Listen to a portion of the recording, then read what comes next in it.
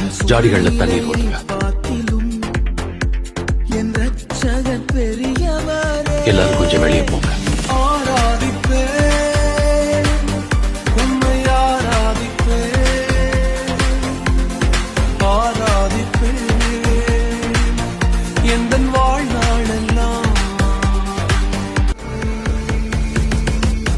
நான் ஆயத்தமாக்கிறேன் பிதாவே.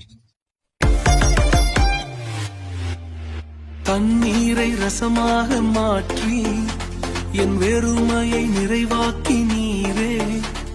வெட்கத்தின் விளிம்பிற்கு சென்றும் என்னை நிறைவோடு மீட்டெடுத்தீரே.